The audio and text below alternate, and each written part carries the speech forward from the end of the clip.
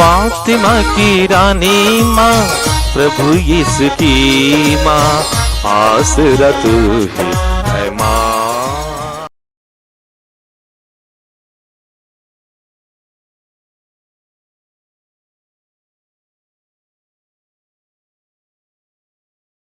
पहला पाठ राजाओं का पहला ग्रंथ, अध्याय 19, पद संख्याएं 4 से 8 तक। इलियस मरुभूमि में एक दिन का रास्ता तय कर एक झाड़ी के नीचे बैठ गया और यह कहकर मौत के लिए प्रार्थना करने लगा, हे प्रभु, बहुत हुआ, मुझे उठा ले, क्योंकि मैं अपने पुरखों से अच्छा नहीं हूँ। वह झाड़ी के नीचे लेटकर सो गया, किंतु एक स्वर्गदूत ने उसे जगाकर कहा, उठिए और खाइए। उसने देखा कि उसके सिरहाने पकाई हुई रोटी और पानी की सुराही रखी हुई है। उसने खाया पिया और फिर लेट गया।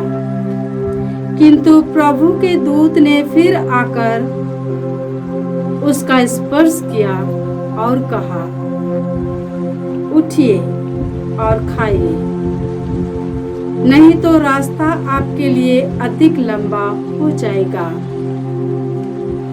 उसने उठकर खाया पिया और वह उस भोजन के बल पर 40 दिन और 40 रात चलकर ईश्वर के पर्वत होरेब तक पहुंचा।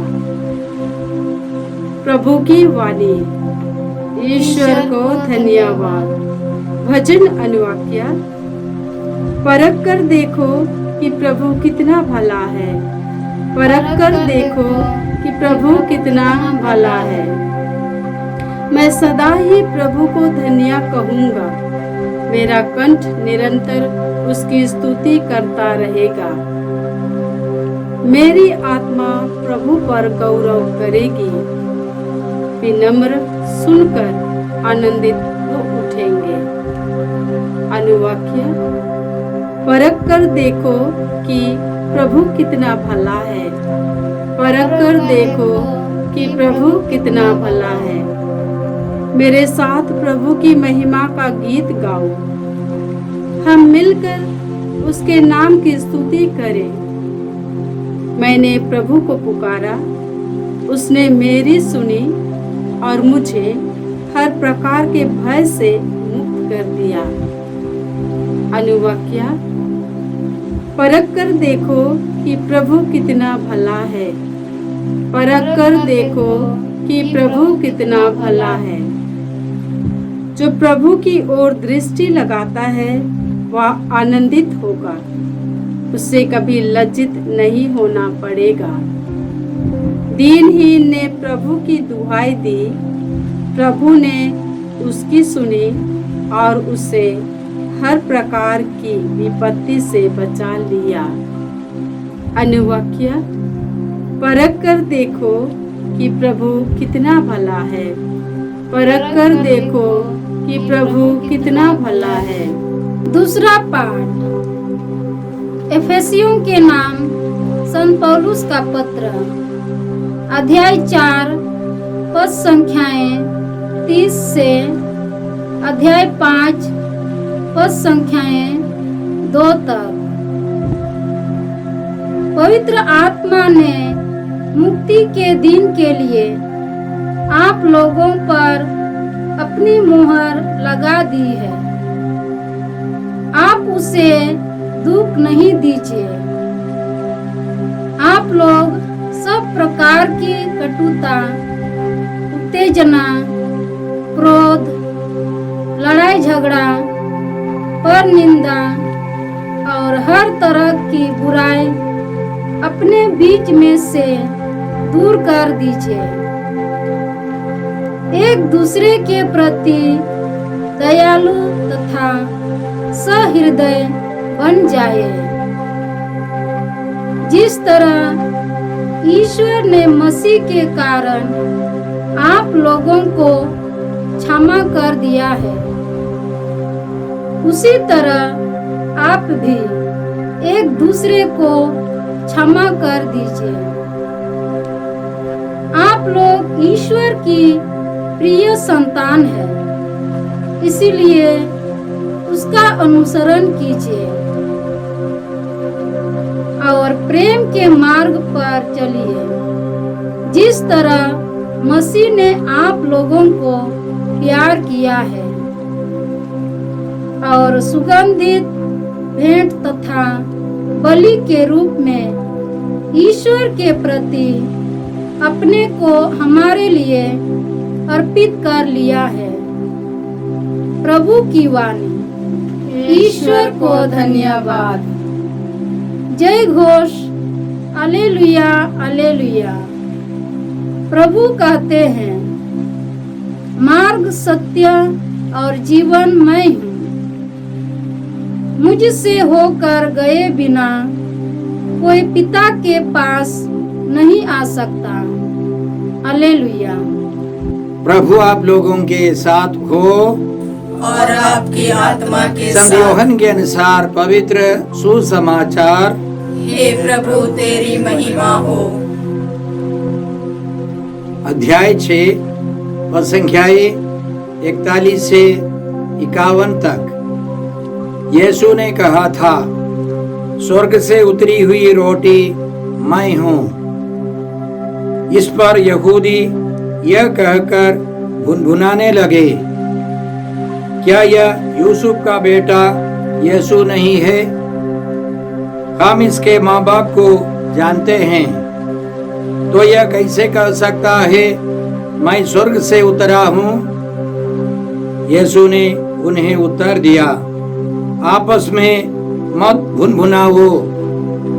कोई मेरे पास तब तक नहीं आ सकता जब तक कि पिता जिसने मुझे भेजा है उसे आकर्षित ना करे। मैं उसे अंतिम दिन पुनर्जीवित कर दूंगा। नबियों ने लिखा है, वे सबके सब ईश्वर से शिक्षा पाएंगे।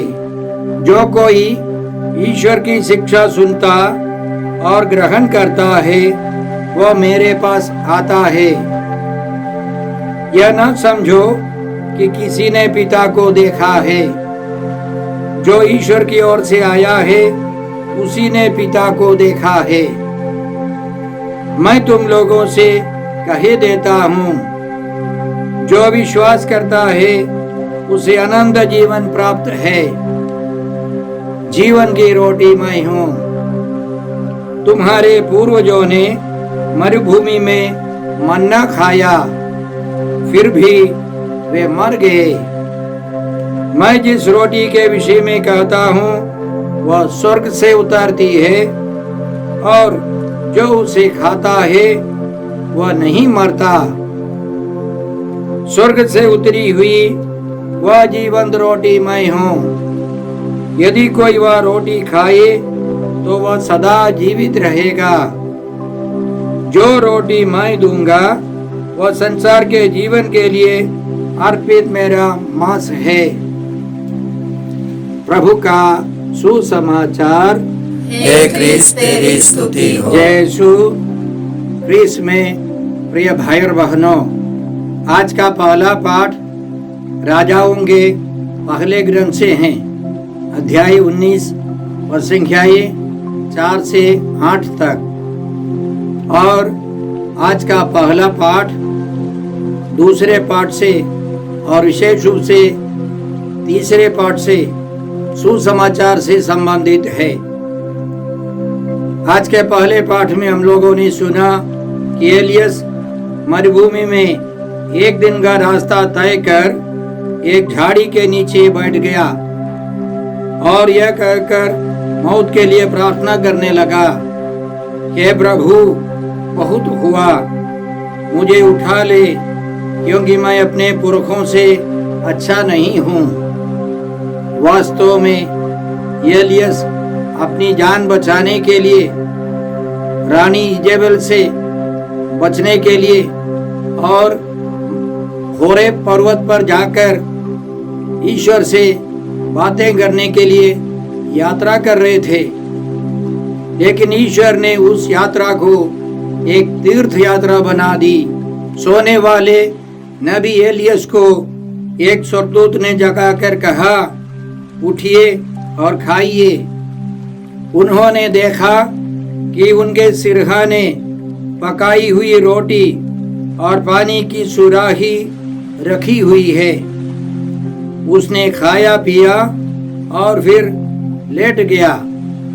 किंतु प्रभु के दूत ने फिर आकर उनका स्पर्श किया और कहा, उठिए और खाइए, नहीं तो रास्ता आपके लिए अधिक लंबा हो जाएगा।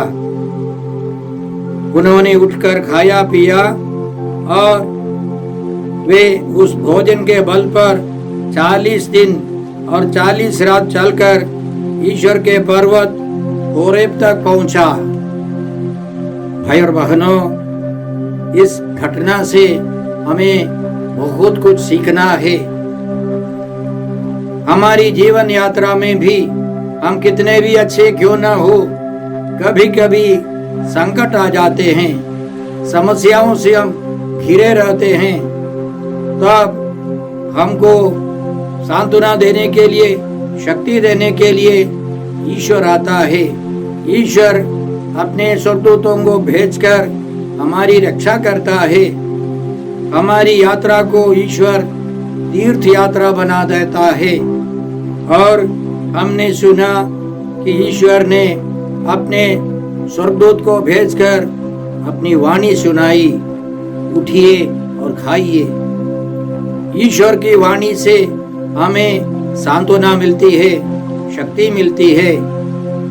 और ईश्वर ने रोटी और पानी स्वर्गदूत के हाथों भेजकर नबी को खिलाता है। याद रखें, संत यूहन्ना के सुसमाचार के अंतिम में अध्याय 11 में तिबेरियस समुद्र के किनारे प्रभु यीशु ने आग पर रखी हुई मछलियों को उठाकर, रोटियों को उठाकर अपने शिष्यों को खिलाया। वे भी पुनर्जीवित यीशु भी स्वर्ग से रोटी और मछली लाकर खिलाते हैं। यह परम प्रसाद का प्रतीक है।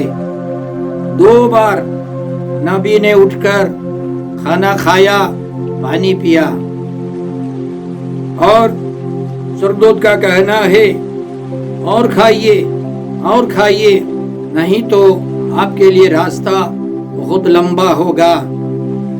याद रखें, हम लोग परम प्रसाद में प्रभु यीशु को ग्रहण करते हैं। इन दिनों शायद 8-9 साल के बच्चे परम प्रसाद ग्रहण करते हैं। 70, 80 या 90 साल तक बहुत लंबा समय है। बार बार हमको योग्य रीति से परम प्रसाद ग्रहण करना है। और उस रोटी के बल पर नबी एलियस चलते चलते होरेब पर्वत तक पहुंच गए। 40 दिन और 40 रात वे चलते गए। परम प्रसाद की शक्ति इसी तरह है। और याद रखें, यह प्रभु यीशु के जीवन, मृत्यु, पुनरुत्थान का भी, स्वर्गारोहण का भी प्रतीक है।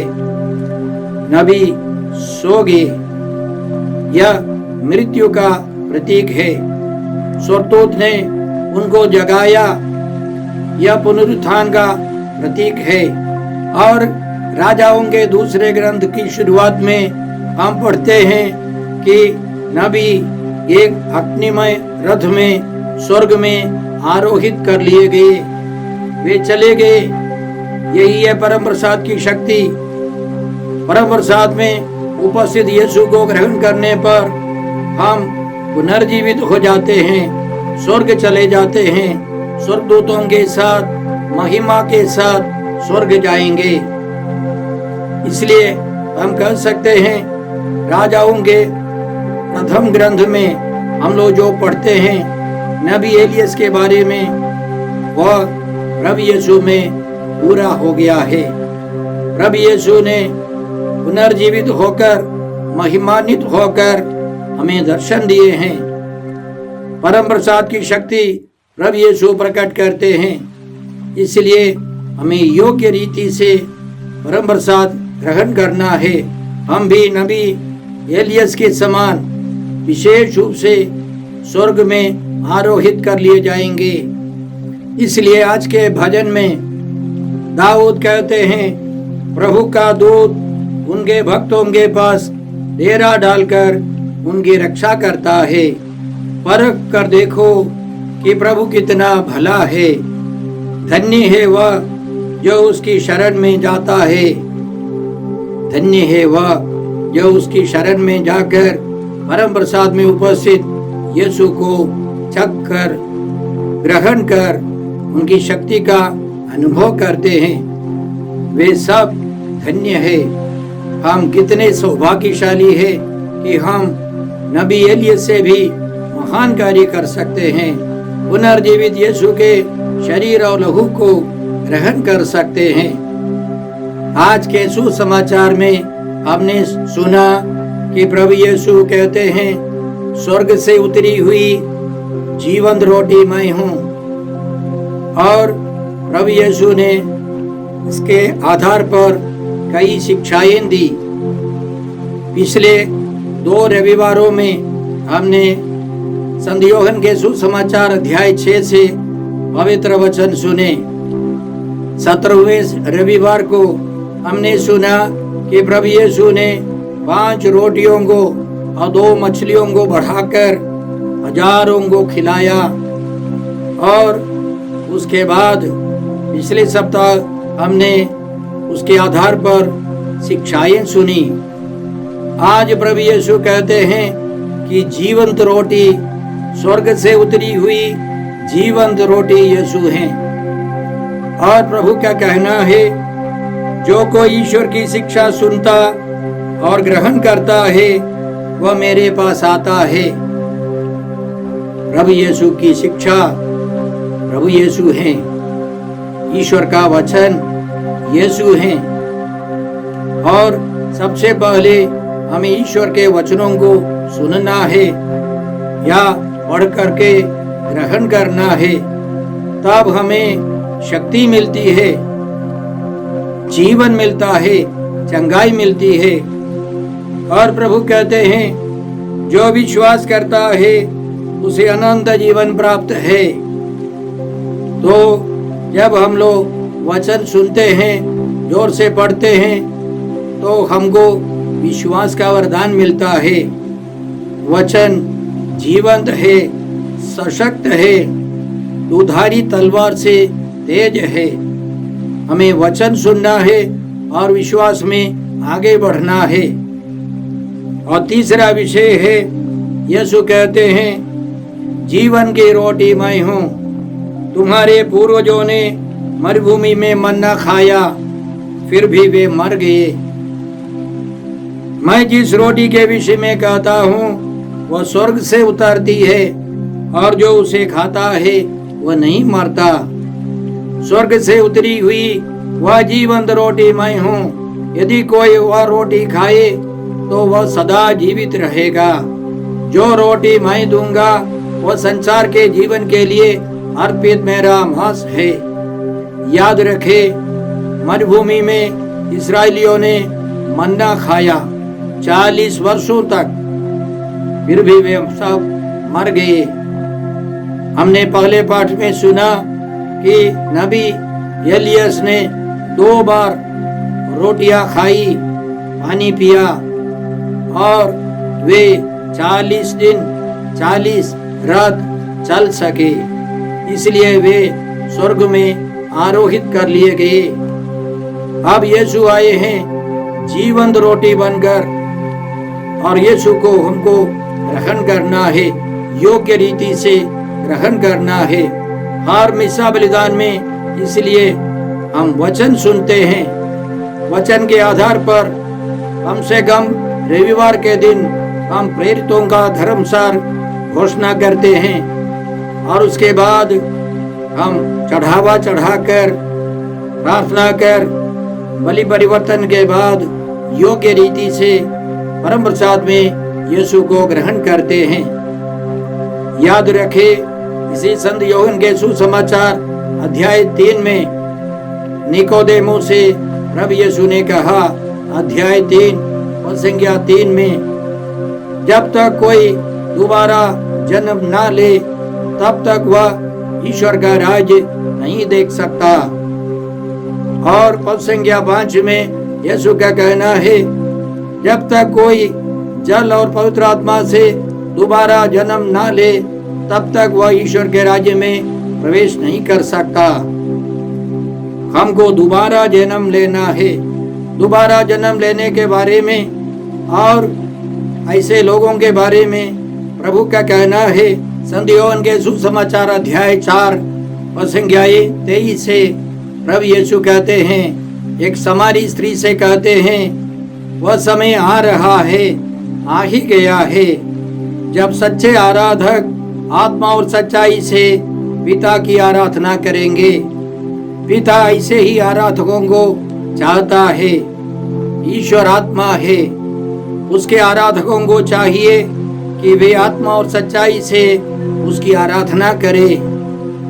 तो दोबारा जन्म लेने वाला व्यक्ति ईश्वर की आराधना करने वाला होगा। और संत यूहन्ना के सुसमाचार अध्याय 6 में, आज के सुसमाचार में प्रभु यीशु हमको समझाते हैं, जो व्यक्ति दोबारा जन्म ले चुका है वो सच्चा आराधक परम प्रसाद में उपस्थित यीशु को योग्य रीति से ग्रहण करेगा। मिस्सा बलिदान को सबसे ज्यादा महत्व देगा। कलीसिया में सिखाती है, कलीसिया के सबसे बड़ी प्रार्थना, सबसे बड़ी आराधना मिस्सा बलिदान है। उसमें हमें वचन सुनना है, वचन को ग्रहण करना है, प्रभु यीशु में विश्वास कर योग्य रीति से उनके शरीर और लहू को ग्रहण करना है। इसलिए प्रभु यीशु ने कहा, जो रोटी मैं दूंगा वह संसार के जीवन के लिए अर्पित मेरा मांस है। और आगे प्रभु कहेंगे, जो मेरा मांस खाता और मेरा रक्त पीता है उसे अनंत जीवन प्राप्त है और मैं उसे अंतिम दिन पुनर्जीवित कर दूंगा। क्योंकि मेरा मांस सच्चा भोजन है और मेरा रक्त सच्चा पेय। जैसे नबी एलियस ने 2 बार रोटी खाई और वे सशरीर स्वर्ग जा सके, उससे भी महान महिमा के साथ हम प्रभु यीशु के साथ महिमा के साथ स्वर्ग पहुंच सकेंगे। इसीलिए हम कृपा मांगते हैं कि प्रभु यीशु को हम योग्य रीति से प्रतिदिन ग्रहण करें और हमारे जीवन के अंतिम क्षणों में सब संस्कार ग्रहण कर, योग्य रीति से ग्रहण कर, खुशी से स्वर्गीय आनंद से पिता ईश्वर के पास लौट जा सके। इसके लिए हम कृपा मांगते हैं। और संत पौलुस हमको और गहराई से समझाते हैं, एक दूसरे के प्रति दयालु तथा सहृदय बन जाइए। जिस तरह ईश्वर ने मसीह के कारण आप लोगों को क्षमा कर दिया है, उसी तरह आप भी एक दूसरे को क्षमा कर दीजिए। आप लोग ईश्वर की प्रिय संतान हैं, जो प्रभु यीशु को योग्य रीति से ग्रहण करते हैं। उनके अंदर प्रभु यीशु का शरीर और लहू हैं, प्रभु यीशु का व्यक्तित्व है। और ऐसे लोग दूसरों को प्यार करेंगे, उनकी सेवा करेंगे। आप लोग ईश्वर की प्रिय संतान हैं, इसलिए उसका अनुसरण कीजिए और प्रेम के मार्ग पर चलिए। जिस तरह मसीह ने आप लोगों को प्यार किया है और सुगंधित भेंट तथा बलि के रूप में ईश्वर के प्रति अपने को हमारे लिए अर्पित कर लिया है, हमें यीशु बनना है। यीशु के समान आचरण करना है। इसलिए स्तोत्र 133 में स्तोत्रकार कहता है, ओह भाइयों का एक साथ रहना कितना भला है, कितना सुखद। जो व्यक्ति योग्य रीति से प्रभु यीशु को परम प्रसाद में ग्रहण करता है, उसके लिए सब भाई बहन है और उनके साथ वह व्यक्ति मेल प्रेम से रहेगा और वह कितना सुखद व्यक्ति है। और ऐसे सबके सब प्रभु यीशु के शरीर और लहू को ग्रहण करते हैं, आपसी प्रेम रखते हैं, तो वह परिवार या वह समाज स्वर्ग बन जाता है। इसके लिए हमें प्रार्थना करनी है, प्रयास करना है। हे पिता ईश्वर, हे प्रभु यीशु, हे पवित्र आत्मा ईश्वर, आज के सारे पवित्र वचनों के लिए हम तुझे धन्यवाद देते हैं और तुझसे प्रार्थना करते हैं कि हम सब प्रभु यीशु की शिक्षा योग्य रीति से विश्वास के साथ ग्रहण करें और उस शिक्षा के अनुसार प्रभु में विश्वास कर योग्य रीति से प्रभु यीशु को परम प्रसाद में उपस्थित यीशु को ग्रहण कर अनंत जीवन में स्वर्ग में प्रवेश कर सके। हम यह प्रार्थना करते हैं प्रभु क्रिस्त के द्वारा। हमारे प्रभु यीशु क्रिस्त की कृपा, ईश्वर का प्रेम और पवित्र आत्मा का साहचर्य आप सबों को प्राप्त हो। आमीन।